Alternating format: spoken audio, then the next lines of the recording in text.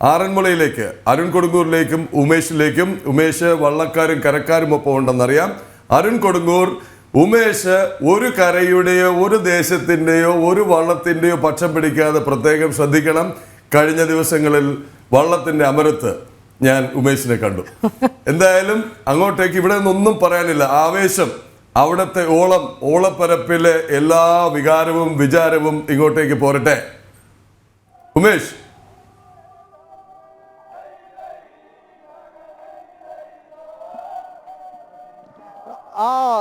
എന്തായാലും ആ ആവേശം ഒട്ടും കുറയുന്നില്ല. പക്ഷം പിടിക്കില്ലെന്ന് പറഞ്ഞാലും പക്ഷം പിടിച്ചു പോകും. അങ്ങനെയാണ് ആറന്മുളയുടെ ഒരു ജീവിതശൈലി.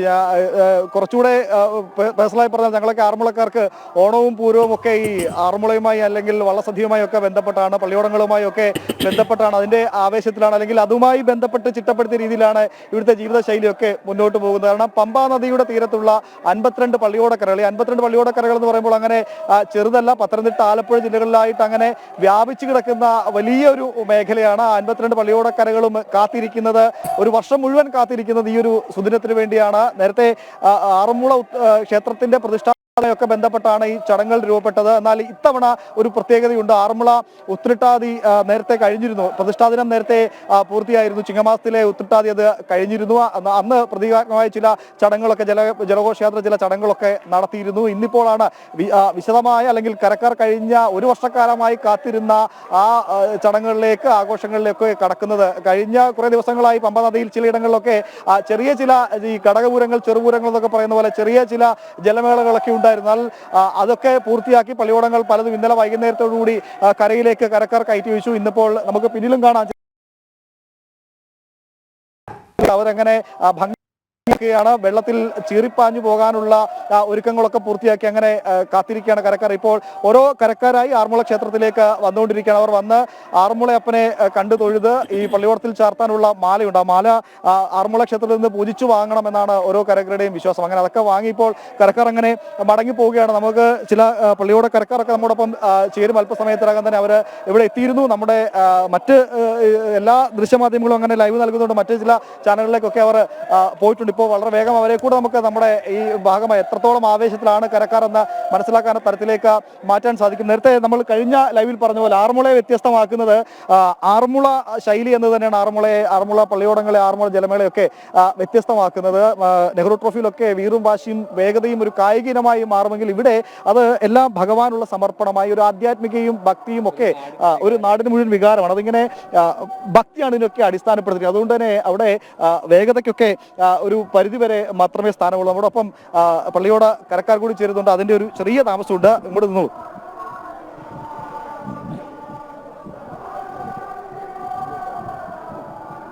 കയറുന്നു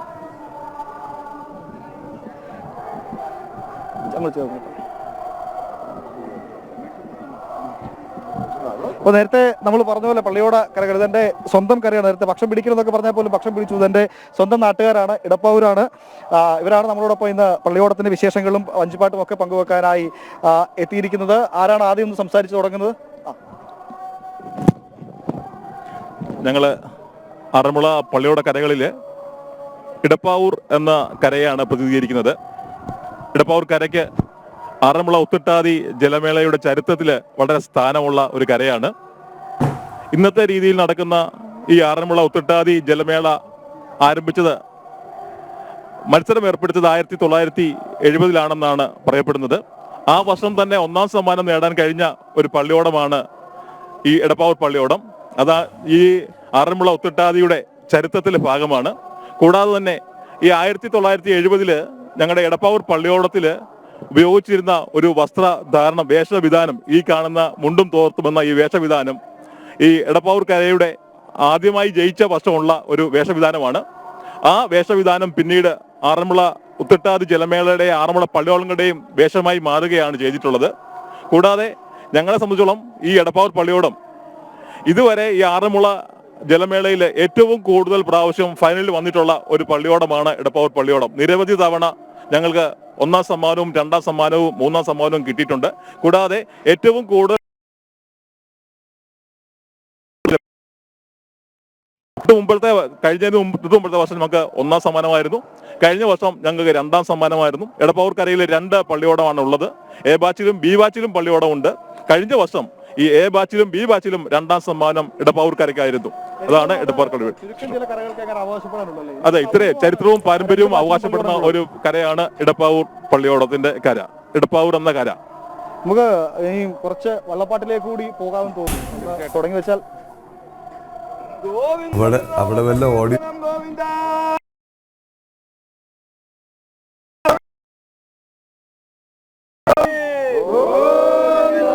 നിറഞ്ഞ കൃഷ്ണനെ കാൺമാൻ,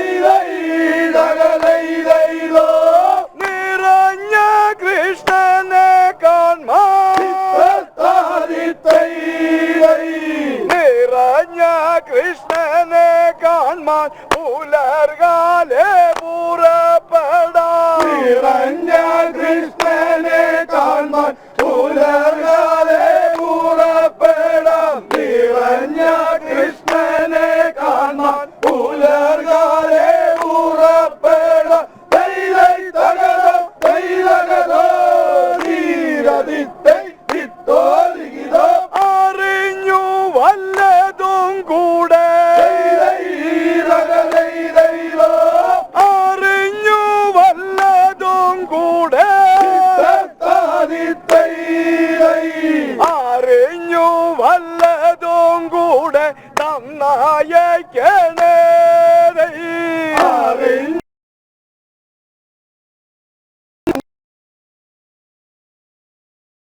അറിഞ്ഞു വല്ലതും കൂടെ നന്നായേക്കണേ.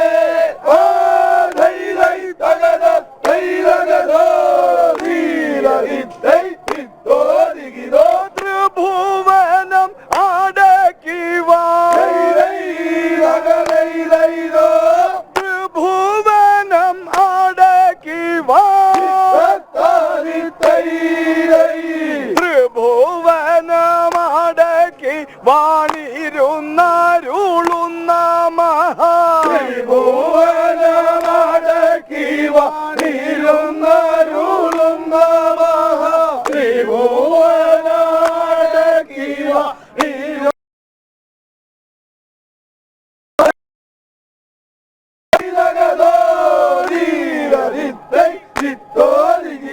പ്രഭുവിനെ കാൺമാൻ കൈക്കൽ,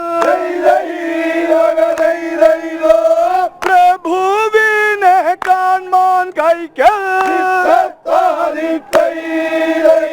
പ്രഭുവിനെ കാൺമാൻ കൈക്കൽ ഏതും കൂടാതെ, പ്രഭുവിനെ കാൺമാൻ കൈക്കൽ ഏതും കൂടാതെ, പ്രഭുവിനെ കാൺമാൻ കൈക്കൽ ഏതും കൂടാതെ. ഓ ധൈലൈ തകത തൈലകതോ ധീരദിത്തൈ ദിത്തോലികിതോ സ്വഭവനത്തിങ്കൽ നിന്ന്, സ്വഭവനത്തിങ്കൽ നിന്ന്, സ്വഭവനത്തിങ്കൽ നിന്നു ഗമിക്കരുതാരും കൈക്കൽ, സ്വഭവനത്തിങ്കൽ നിന്നു ഗമിക്കരുതാരും കൈക്കൽ, സ്വഭവനത്തിങ്കൽ നിന്നു ഗമിക്കരുതാരും കൈക്കൽ. തൈലൈ തകത തൈലകതോ ധീരദിത്തൈ ദിത്തോലികിതോ. ഈ മത്സര വള്ളംകളി ഒരുപാടുണ്ട് കേരളത്തിൽ. പക്ഷെ ആറന്മുള വള്ളംകളി വ്യത്യസ്തമാക്കുന്ന ആറന്മുളയുടെ ഒരു ശൈലിയാണ്. വള്ളംകളി എന്ന് പറയുമ്പോൾ പെട്ടെന്ന് എല്ലാവരും റിലേറ്റ് ചെയ്യുന്നത് അല്ലെങ്കിൽ പെട്ടെന്ന് മനസ്സിലേക്ക് വരുന്നത് കുട്ടനാട്ടിലെ വള്ളംകളിയാണ്. അതും ആറന്മുളയും തമ്മിൽ വ്യത്യസ്തമാകുന്നു. ഇവിടെ ഒരു ഭക്തിയുടെ ഘടകം കൂടി ഇതിൻ്റെ അകത്തുണ്ട്. ആ പ്രത്യേകത കൂടി ഒന്ന് പങ്കുവെക്കാമെങ്കിൽ, കാരണം ആറന്മുളയുടെ പള്ളിയോടെ ചരിത്രത്തോളം പടക്കമുള്ള കരയാണ് എടപ്പാവൂർ. അതുകൊണ്ട് അതിൻ്റെ ഒരു പ്രത്യേകത കൂടി ഒന്ന് പങ്കുവെച്ചാൽ വളരെ പ്രേക്ഷകർക്ക് അറിയാൻ കുറേ താല്പര്യമുണ്ടാവും. ആറന്മുളയെ സംബന്ധിച്ചിടത്തോളം മത്സര പ്രാധാന്യമല്ലാത്ത ഒരു വള്ളംകളിയാണ് ആറന്മുളയിൽ എന്നും നടന്നു വരുന്നത്. കാരണം എപ്പോഴും ഭക്തി നിർഭരമായ ഒരു രീതിയിൽ നടന്നു വരുന്ന ഒരു വള്ളംകളിയാണ് ആറന്മുള വള്ളംകളി. മറ്റുള്ള കരകളിലെ മറ്റുള്ള വള്ളംകളി എല്ലാം തന്നെയും പ്രത്യേകിച്ചും കുട്ടനാട് ഭാഗങ്ങളിലുള്ള വള്ളംകളിയൊക്കെ മത്സര പ്രാധാന്യമായിരിക്കും അവിടുത്തെ വള്ളംകളി എല്ലാവും. ഇവിടുത്തെ വള്ളത്തിൻ്റെ ആകൃതി തന്നെ നോക്കിക്കഴിഞ്ഞാൽ നമുക്ക് മനസ്സിലാക്കാൻ സാധിക്കും. ഒരു അനന്തശയനാകൃതിയിലുള്ള വള്ളത്തിൻ്റെ ആ ശില്പചാതുര്യം തന്നെ നമുക്ക് മനസ്സിലാക്കാൻ ഭഗവാന്റെ അനന്തശയനത്തിലോട് ആ ഒരു രീതിയോടുകൂടി കടപിടിക്കുന്ന ഒരു നിർമ്മിതി തന്നെയാണ് വള്ളത്തിനുള്ളത്. കൂടാതെ ഇവിടെ പാടുന്ന പാട്ടുകൾ തന്നെയും എല്ലാ ഭഗവാന്മാരെയും ഭഗവതി അല്ലെങ്കിൽ നമ്മുടെ പുരാണങ്ങളെ സംബന്ധിച്ചുള്ള ആ ഒരു രീതിയിലുള്ള പാട്ടുകൾ മാത്രമേ ഇവിടെ പാടുകയുള്ളൂ.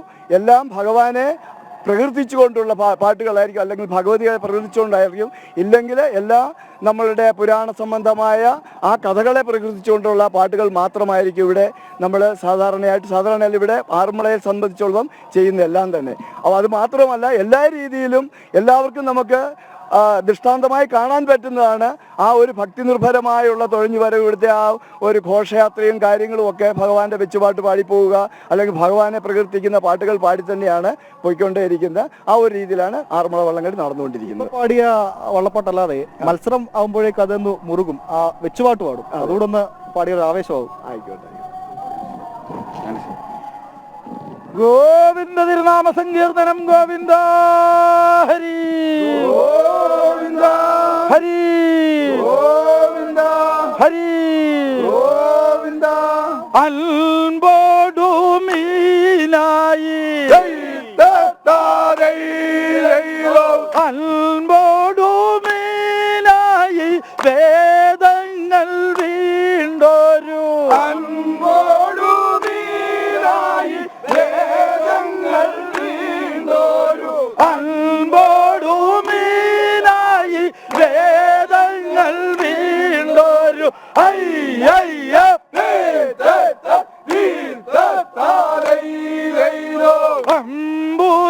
അംബുജനേത്രനെ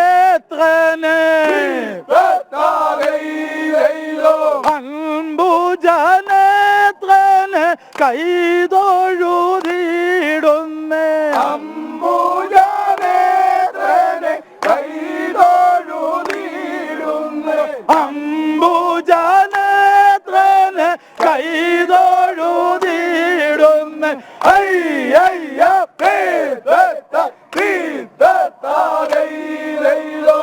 ആമയായി മന്ദരം ആമയായി മന്ദരം താങ്ങി നിന്നിടുന്ന ആമയായി മന്ദരം താങ്ങി നിന്നിടുന്ന ആമയായി മന്ദരം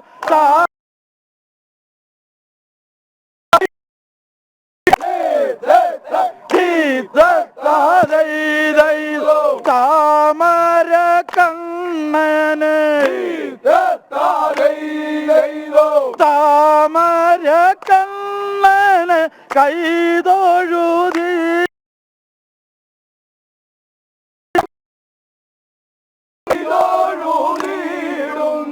താമര കണ്ണന് കൈതൊഴുതിടുന്ന അയ്യയ്യ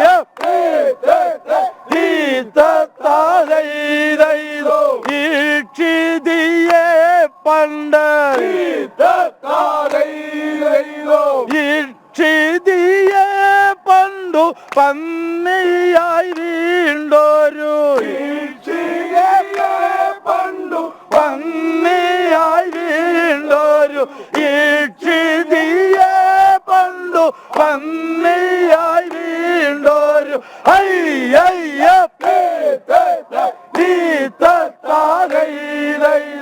ലക്ഷ്മി കണവന് ലക്ഷ്മി കണവന് കൈതൊഴുതിടുന്ന ലക്ഷ്മി കണവന് കൈതൊഴുതിടുന്ന ലക്ഷ്മി കണവന് കൈതൊഴുതിടുന്ന അയ്യയ്യ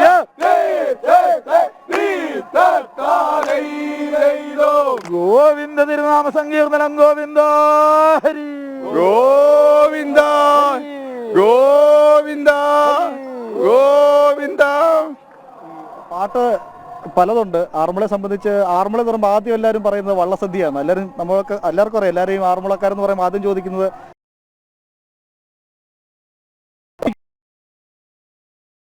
നിങ്ങൾ പാടി ചോദിക്കുക എന്നുള്ള സദ്യയുടെ ഒരു പ്രത്യേകത. ആ രണ്ടുപേരും പാട്ട് കൂടി പാടിയാൽ വളരെ മനോഹരമായിരിക്കും. ആറന്മുള വള്ളംകളിയുമായിട്ട് ബന്ധപ്പെട്ടും ആറന്മുള പാർത്ഥസാരഥി ക്ഷേത്രവുമായിട്ട് ബന്ധപ്പെട്ട ഏറ്റവും പ്രധാന വഴിപാടാണ് ആറന്മുള വള്ളസദ്യ. അതിൽ പല വിഭവങ്ങൾ നമ്മൾ പാടി ചോദിക്കാറുണ്ട്.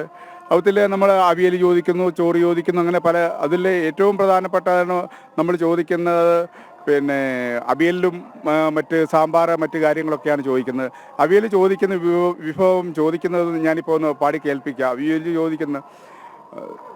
ചോദിക്കുന്ന ഭാഗം എന്ന് പറയുമ്പോൾ ചേനചത്തി ചെറുതായി അരിഞ്ഞ് നെൽപ്പടവലം കുമ്പളം മുതലായവ കച്ചമിട്ട് കേരാതി വസ്തുക്കൾ വേണ്ട വിധത്തിൽ ചേർത്ത് നന്നായി ഉണ്ടാക്കി അവിയലേ അത് കൊണ്ടുപോവാ. അപ്പോൾ അവിടെ കൂടിയിരിക്കുന്നവരല്ല അത് കൊണ്ടുപോവാ എന്ന് പറഞ്ഞ് അത് നമ്മൾ വള്ളസദ്യ നടത്തുന്ന ആള് നമുക്ക് മുഴുവൻ പേർക്കും അത് വിളമ്പി തരികയാണ് ചെയ്യുന്നത്.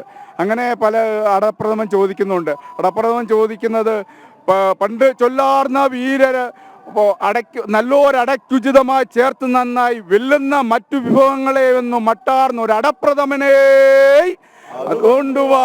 അപ്പോൾ അടപ്രഥമം കൊണ്ടുവന്നു. അങ്ങനെ ഓരോ വിഭവങ്ങളും ചോദിച്ചാണ് നമ്മൾ വള്ളസദ്യയിൽ വിഭവങ്ങൾ ചോദിക്കുന്നത്. അതുപോലെ തന്നെ ഇന്ന് ഞങ്ങളെല്ലാം വഞ്ചിപ്പാട്ട് പഠിപ്പിച്ചത് നമ്മുടെ എടപ്പാവൂർ ദാമോദരനാശാനാണ്. അദ്ദേഹത്തിൻ്റെ മകനാണ് വിശ്വനാഥൻ. അദ്ദേഹമാണ് ഇപ്പോൾ ആദ്യം നമുക്ക് ഇവിടെ പാട്ട് പാടിയത്. എടപ്പാവൂരെന്ന് പറഞ്ഞു കഴിഞ്ഞാൽ നമ്മുടെ കരയിൽ ആദ്യം ഓതറ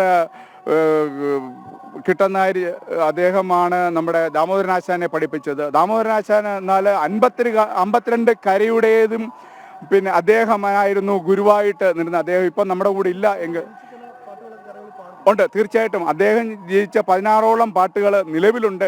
അതിൽ ഏറ്റവും പ്രധാനപ്പെട്ടതാണ് ആറന്മുള ക്ഷേത്രത്തെക്കുറിച്ച് അദ്ദേഹം എഴുതിയൊരു പാട്ട്.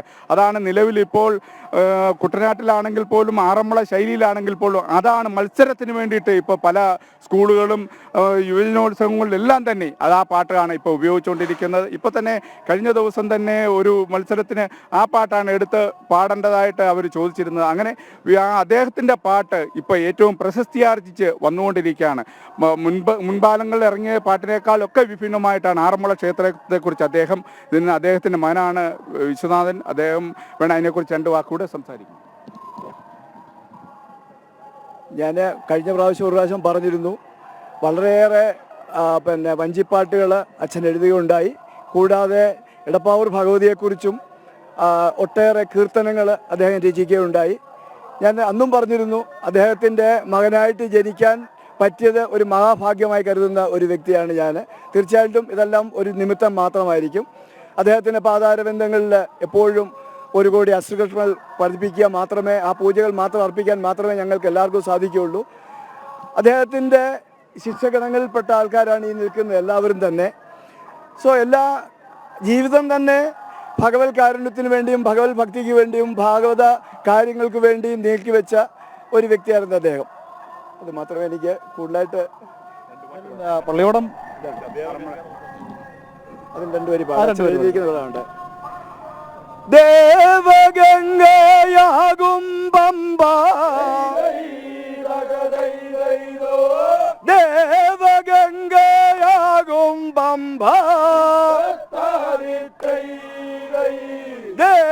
ദേവഗംഗയാകും പമ്പ തീരത്താറന്മുള ദേശേ, ദേവഗംഗയാകും പമ്പ തീരത്താറന്മുള ദേശേ, ദേവഗംഗയാകും പമ്പ തീരത്താറന്മുള ദേശേ, തൈരൈ തകര തൈരോ തീരതിത്തൈ തിത്തോ ദിഗിതോ, ദേവദേവൻ വാണാരുളോ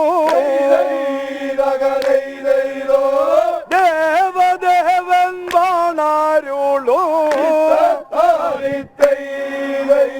ദേവദേവൻ വാണാരുളും പുണ്യമാം ക്ഷേത്രം, ദേവദേവൻ വാണാരുളും പുണ്യമാം ക്ഷേത്രം, ദേവദേവൻ വാണാരുളും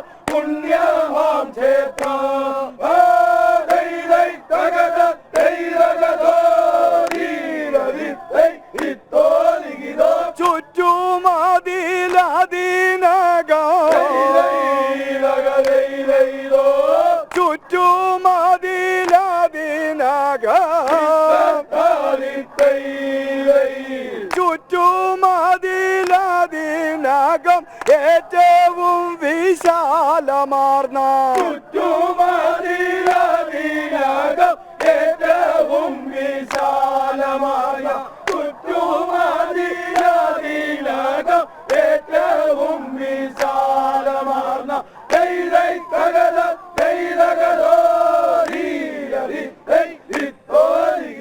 മുറ്റവും ചുറ്റത്തിടുന്ന മുറ്റവും ചുറ്റത്തിടുന്ന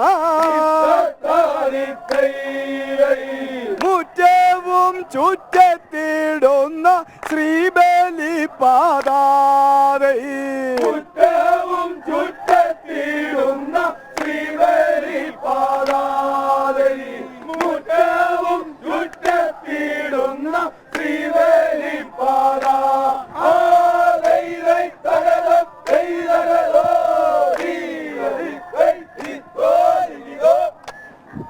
എന്തായാലും ഇനി തിരിച്ചു പോയിട്ടുണ്ട് പള്ളിയോടത്തിലൂടെയൊക്കെ എത്താൻ. അതുകൊണ്ട് അധികം സമയം ഇത്രയും സ്നേഹവാത്സല്യം ഇത്രയും സ്നേഹവാത്സല്യം ഇത്രയും സ്നേഹവാത്സല്യം ഏകി അനുഗ്രഹിച്ചോരു ഇത്രയും സ്നേഹവാത്സല്യം ഏകി അനുഗ്രഹിച്ചോരു ഇത്രയും സ്നേഹവാത്സല്യം ഏകി അനുഗ്രഹിച്ചോരു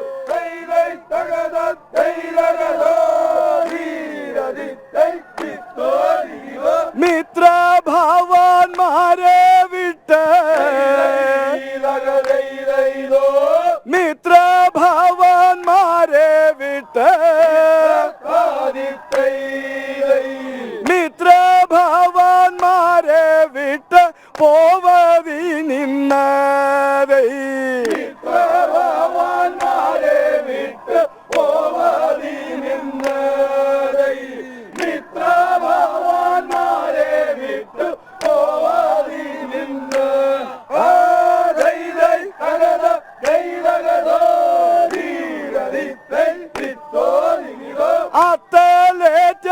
അത്തലേറ്റമുണ്ടെങ്കിലും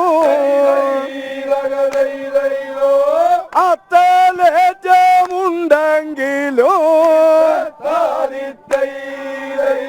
അത്തലേറ്റമുണ്ടെങ്കിലും കാര്യഗൗരവം നിനച്ച് അത്തലേറ്റമുണ്ടെങ്കിലും കാര്യഗൗരവം നിനച്ച് അത്തലേറ്റമുണ്ടെങ്കിലും കാര്യഗൗരവം നിനച്ച്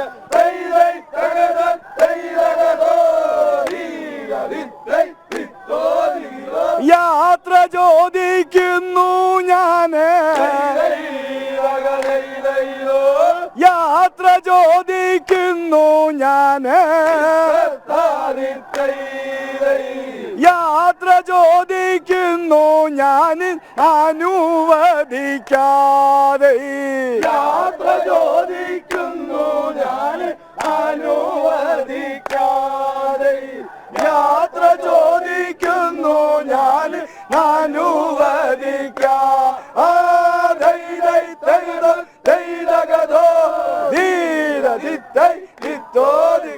ഗോവിന്ദ തിരുനാമ സങ്കീർത്തനം ഗോവിന്ദ ഹരി ഹരി ഹരി. എന്തായാലും വളരെ നന്ദി. ഇന്ന് പള്ളിയോടെ ഇവിടെ നിന്ന് പുറപ്പെടേണ്ടതാണ്. ആ തിരക്കിനിടയിലും ഇവിടെ വന്ന് ഇത്രയും സമയം നമ്മോടൊപ്പം പങ്കുവച്ചതിന്. എല്ലാ വർഷവും പറയാറുള്ള പോലെ ഇത്തവണയും മന്നൻ ട്രോഫിയുമായി കരയിലേക്ക് മടങ്ങിപ്പോകാൻ കഴിയട്ടെ എന്ന് ആത്മാർത്ഥമായി ആഗ്രഹിക്കുന്നുണ്ട്. എൻ്റെ കൂടെ ഒരു എന്താ പറയുക കരയാണ്, എൻ്റെ കൂടെ ആഗ്രഹമാണ് അങ്ങനെ മന്നൻ ട്രോഫിയുമായി വൈകിട്ട് ഇവിടുന്ന് മടങ്ങി പോകാൻ. രണ്ട് പള്ളിയോടങ്ങളും അങ്ങനെ മടങ്ങി അവിടെ കെ ബാച്ചിലും ബി ബാച്ചിലും ട്രോഫിയുമായി എത്തട്ടെ എന്ന് ആശംസിക്കുന്നു, പ്രാർത്ഥിക്കുന്നു. വളരെയധികം നന്ദി. എന്തായാലും